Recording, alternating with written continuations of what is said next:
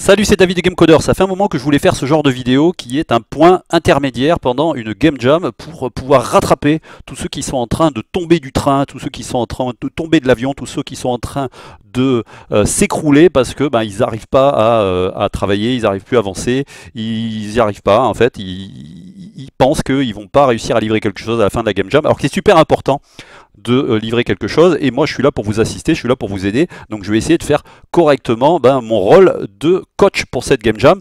Donc moi je viens de totaliser où j'en étais avec le prototype que j'ai produit pour vous accompagner pendant le guide de programmation Metroid. J'en suis à 450 lignes de code seulement, et en 450 lignes de code, j'ai donc réussi à avoir un chargement de maps qui sont créés avec un éditeur professionnel externe, il s'appelle Tile Map Editor. Je dis professionnel parce qu'il est utilisé dans le monde professionnel, pas parce qu'il a été développé par un professionnel, puisque c'est un produit open source.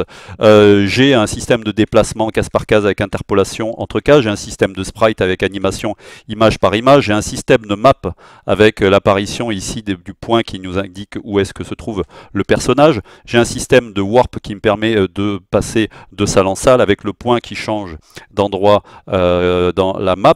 J'ai les entités, vous voyez que les diamants par exemple ici, ou le personnage lui-même, ou la carte magnétique sont des entités, sont des sprites séparés du système de la map, c'est-à-dire que ce sont des objets que je peux animer, déplacer, pousser, ramasser. Je peux même avoir des warps à l'intérieur de la salle. Je me suis amusé dans la vidéo d'hier à vous montrer qu'on pouvait se téléporter et que donc je pouvais créer des systèmes de téléportation à l'intérieur de la salle parce que j'ai développé un véritable moteur, entre guillemets, moteur spécialisé pour ce type de gameplay en seulement 450 lignes de code en partant de zéro. Alors bien sûr, en partant de zéro, ça veut dire que j'ai codé mon propre moteur de rendu 2D, j'utilise Love 2D et un langage de programmation, mais par contre en partant de zéro niveau code, c'est-à-dire que je suis parti d'une page blanche, une page vide, et que je vous le rappelle, Love 2D n'utilise pas d'éditeur, donc je n'assemble pas des éléments préexistants, je programme tout et je vous ai appris à le faire. Alors, je ne dis pas que c'est l'objectif que vous devez vous être fixé et l'objectif que vous devez avoir atteint pour cette jam, parce que si vous êtes débutant, vous allez peut-être avoir beaucoup de mal à atteindre cet objectif-là, même en suivant mon guide, parce que c'est en forgeant qu'on devient forgeron.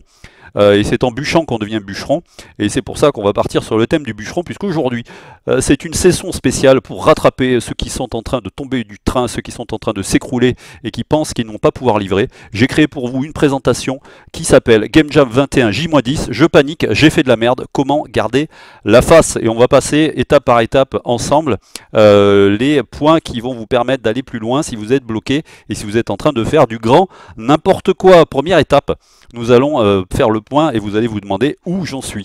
Alors vous allez arrêter complètement de développer, vous allez lever les mains du clavier et vous allez prendre un papier, un stylo. Ça c'est bien aussi de sortir de l'écran de temps en temps. Sortir les doigts c'est bien, mais sortir de l'écran c'est encore mieux. Et donc vous allez prendre un papier, un stylo, vous allez faire le point et vous allez lister ce que vous aviez prévu. Peut-être vous avez déjà fait cette liste, ce que vous aviez prévu de mettre dans votre prototype de jeu ou dans votre jeu de jam, selon si vous aviez prévu que ce soit un simple prototype d'apprentissage ou essayer de faire un jeu avec un gameplay. Et vous allez comparer avec ce que vous avez réalisé ou ce que vous pensez pouvoir réaliser d'ici la fin de ces 10 jours. Et donc à partir de là, vous allez pouvoir faire le point et prendre du recul avec grand calme, sans paniquer, et vous dire: j'ai fait de la merde, j'avais prévu 50 trucs, j'en ai fait 2.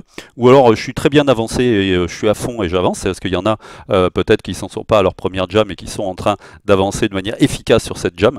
Et pour les autres, vous allez devoir vous poser des questions si vous n'avez pas réalisé au moins, à ce stade, il reste 10 jours sur 30 jours qui étaient prévus, il faudrait avoir réalisé près de 80% de ce que vous aviez prévu, parce que le reste va prendre beaucoup de temps, plus de temps que prévu, et l'idée c'est de ne pas s'étaler sur le temps de la game jam pour réaliser tout ce que vous aviez prévu, parce qu'il faut un temps d'intégration, il faut un temps de débugage, il faut un temps d'affinage, il faut un temps de correction, de modification, qu'on oublie souvent d'intégrer. Et ensuite vous allez ravaler votre ego et vous allez couper dans le vif pour enlever tout ce que vous ne pouvez pas faire, et ça va passer peut-être par des gros changements. Alors posez-vous la question, est-ce que...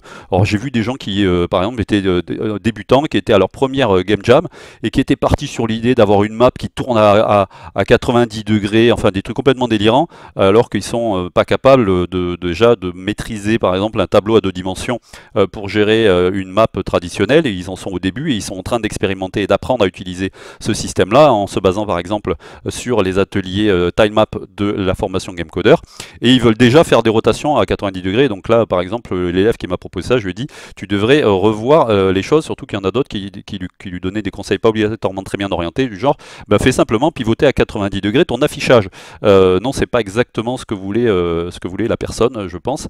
C'est possible de le faire, mais il faut savoir utiliser les canevas, et à ce moment-là, si on fait tourner le canevas, ben, il faudrait que le personnage, lui, fasse une rotation à 90 degrés dans l'autre sens pour qu'on croit que lui, il est à l'endroit, etc. Ça rentrait dans trop de possibilités, trop de débats, et voilà, il a décidé de revenir en arrière, et il a bien fait. Donc on va faire des gros pansements, et je crois qu'il y a 4 gros pansements que je vais vous décrire ici dans cette vidéo. Premier pansement, la map, c'est-à-dire que vous vous êtes peut-être dit, je vais faire une méga map à la Metroid, générée procéduralement. Je vous ai montré la map que j'avais dans mon prototype.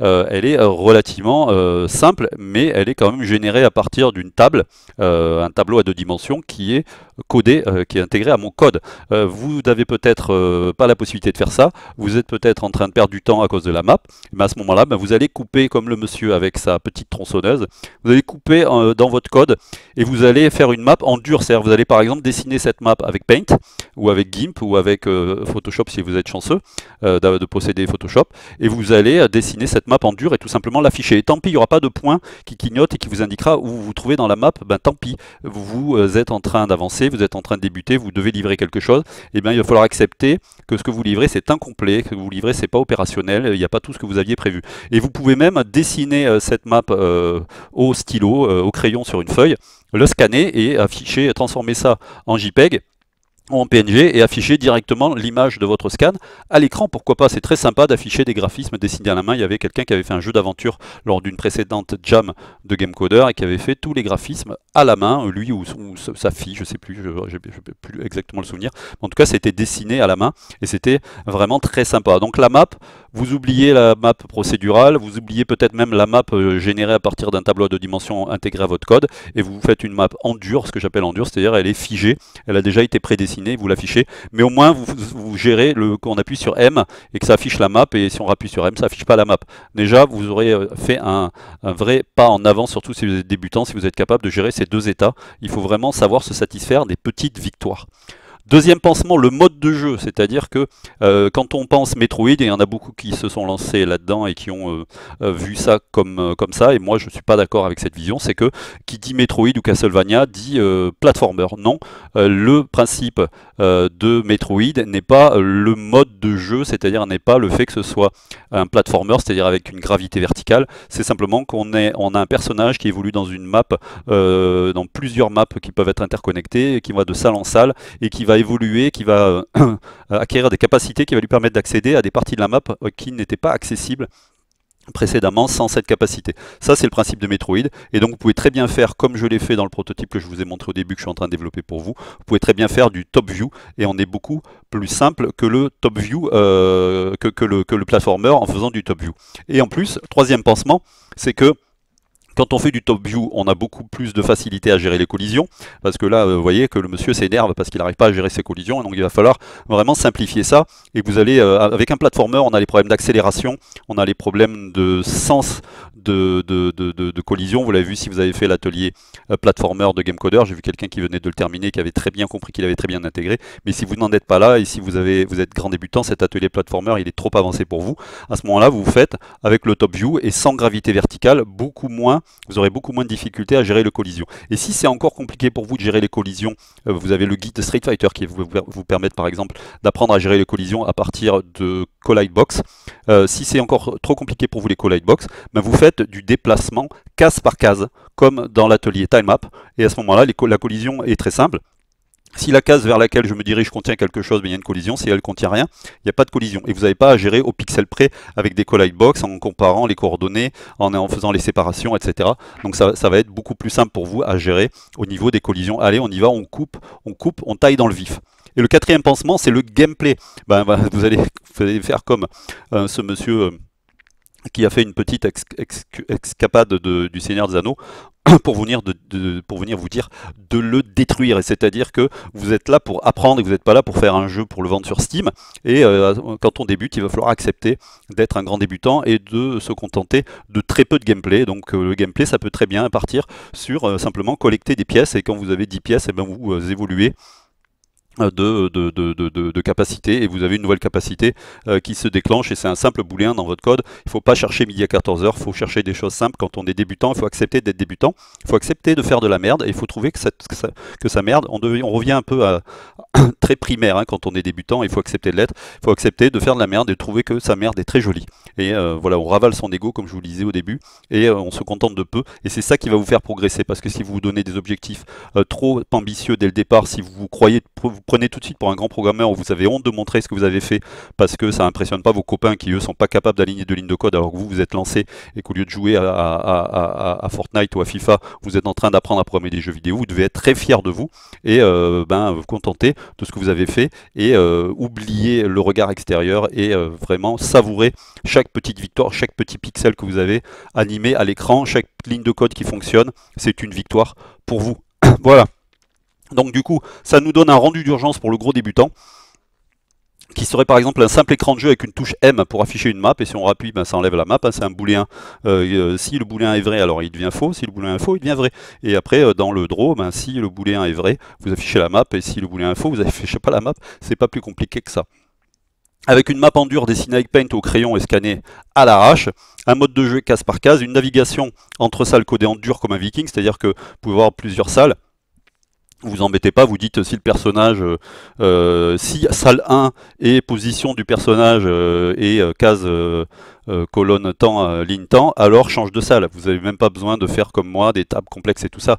Vous codez tout en dur, vous faites ça salement comme un viking. Le principe c'est que ça fonctionne, et s'il n'y a que 5 salles dans votre proto, il n'y aura que 5 salles dans votre proto. Et dans le prochain prototype que vous ferez, vous essaierez d'améliorer les choses que vous avez codées salement, vous allez essayer de les coder proprement.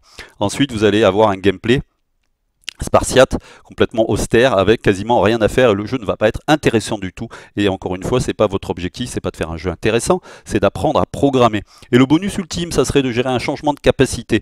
C'est-à-dire, par exemple, quand on a collecté assez de cristaux, ou qu'on a atteint une certaine salle et qu'on a ramassé un certain objet, on a capacité, par exemple en appuyant sur la barre d'espace ou je ne sais quelle touche, de changer d'état et par exemple de devenir une boule. À ce moment-là, vous gérez les collisions différemment, c'est-à-dire par exemple vous dites si la case elle est de type 12, et que je suis en boule, je passe. Si je suis pas en boule, ben je collide, donc du coup je ne peux pas passer sur cette case. À ce moment-là, vous aurez déjà un principe de fonctionnement de Metroid. Et à la gorge sèche, à force de parler, ça fait 12 minutes 48 secondes que je parle, et c'est pour ça. Je vais finir en vous disant que le guide de programmation Metroid est disponible en précommande. Vous avez tous les liens dans la description de la vidéo. Il y a déjà beaucoup de monde qui l'ont acheté parce que j'ai envoyé un mail hier et j'en ai parlé sur Facebook. Merci à tous ceux qui soutiennent Gamecoder et qui achètent les guides de programmation. Je vous rappelle que vous pouvez acheter ce guide de programmation, premièrement parce que vous n'êtes pas élève premium de Gamecoder et que vous voulez quand même suivre mes cours. Vous pouvez acheter ce guide. Il est accessible pour tous, même si vous n'êtes pas membre premium de Gamecoder. Donc ça permet aux gens qui ne veulent pas adhérer à mon école de quand même bénéficier de cours et de contenus intéressants, très intéressants même, puisque les guides de programmation sont vraiment des synthèses complètes de plusieurs fondamentaux de jeux vidéo orientés vers un gameplay. Et ensuite, si vous êtes élève premium de Gamecoder, si vous n'avez pas adhéré avant le 15 septembre, vous ne pourrez pas recevoir ce guide parce que vous n'étiez pas là au moment où le guide a été annoncé. J'avais envoyé des mails très clairs pour dire que la limite était au 15 septembre pour recevoir gratuitement le guide de programmation Metroid. Donc si vous avez adhéré après, vous n'aurez accès qu'à la version online du guide et vous pouvez décider donc de acheter ce guide en ligne, et vous avez en ce moment donc en précommande 40% de réduction sur le prix de ce guide. Troisième motif, vous êtes élève premium, vous étiez adhérent avant le 15 septembre, donc vous avez droit au guide gratuit, vous allez recevoir le guide gratuitement dans votre boîte mail. Mais vous voulez soutenir Gamecoder au-delà de votre adhésion, parce que vous savez que l'adhésion est vraiment très basse par rapport à la valeur de la formation. Et comme nombreux, je crois que c'est plus de la moitié des gens qui ont acheté le guide depuis hier sont des gens qui sont élèves Premium Pro à vie et qui ont donc droit au guide gratuitement, mais qui ont choisi d'en obtenir la version payante pour soutenir l'effort de guerre de Gamecoder, et je les en remercie et je leur dis bravo pour leur motivation et pour leur implication dans la communauté Gamecoder. Il y a déjà 41 pages et je continue, je pense que je vais arriver à peu près à 60 pages. Il y a 4 vidéos, il y a d'autres vidéos qui vont arriver d'ici la fin du mois, et il y a déjà les 7 étapes de projet, donc 7 projets, les 7 grandes étapes de développement qui sont livrées séparément en code source. Vous avez tout accessible, vous téléchargerez tout ça sur votre disque dur, c'est-à-dire le PDF, les vidéos au format MP4 et les .zip avec les codes sources. Tout ça, ça sera sur votre disque dur, vous n'aurez pas besoin d'accéder au site Gamecoder pour y accéder, donc c'est vraiment la version collector. Je vous invite à acheter ce guide dès aujourd'hui, avant à la fin de la semaine prochaine, où le guide ne sera plus en précommande, mais va passer à 49 €. Donc profitez de la réduction de 40% jusqu'à dimanche prochain. Je vous remercie, je vous dis merci si vous profitez de cette offre. Mettez un pouce comme ça sur la vidéo. J'espère que vous allez pouvoir maintenant livrer quelque chose pour cette Game Jam 21 et que je vous ai bien coaché, que je vous ai bien aidé et je vous ai aidé à y voir plus clair. Je vous dis croyez en vous, abonnez-vous à ma chaîne si vous n'êtes pas encore abonné, vous aurez plein de conseils sur la programmation de jeux vidéo. Bon code, allez je vous embrasse, salut.